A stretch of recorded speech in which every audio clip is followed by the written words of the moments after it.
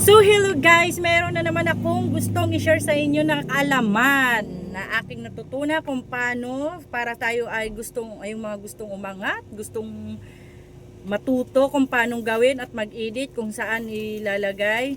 So ito na nga guys, itong viral video na to, dahil gusto natin makasabay sa trend ngayon, syempre gusto ko naman i-share sa inyo at para tayong umangat at tumaas ang views. So ito na guys, huwag nang patumpik-tumpik pa. Ipapakita ko na sa inyo sino nang excited.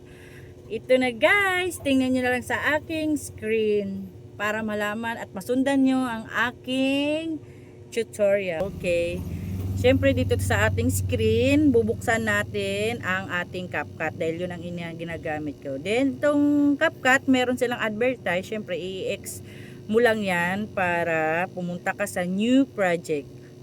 Mag new project tayo, then sa baba, meron tayo dito sa kanila, may templates dyan sa baba. Kita mo templates, i-search mo doon ang motivation templates video.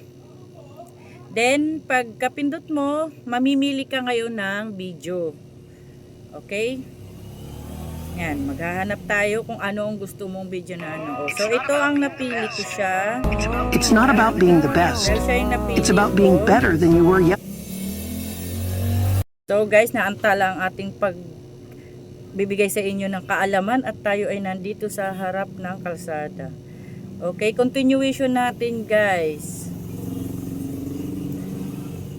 Then, mag-select ka ng video mo na galing sa iyong album. Pagkatapos, pipili ka kung anong mga nagugustuhan mo at natitipuhan na maganda ka doon. Charis, siyempre kailangan natin magagandang video para pag makakuha tayo ng maraming views.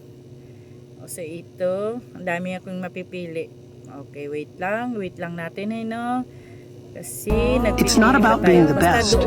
It's about being better than you were yesterday. Pero ang napili kong templates ay standard pala, may bayad yun, hindi tayo pwede. Then ang gagawin na lang natin, uulit na lang natin. Ayan, diniscard ko na siya. Yesterday.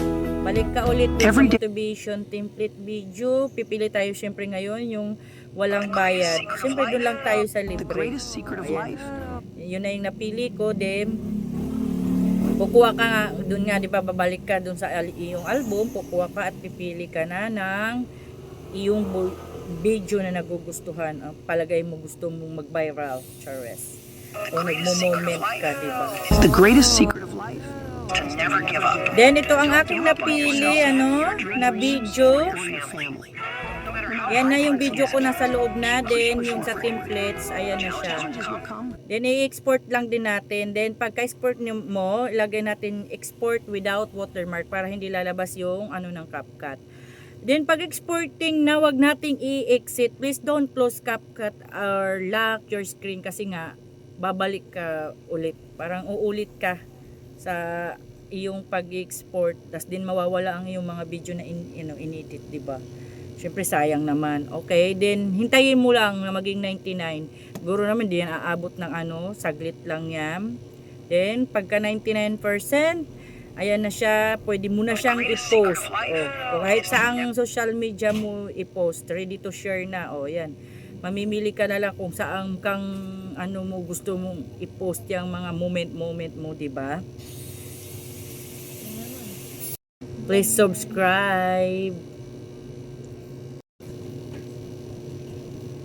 So, ayan na. Then, titingnan ko ngayon doon sa aking album kung pumasok na siya. Ayan na. Nakita ko na ito na yung resulta ng ating pag-i-edit.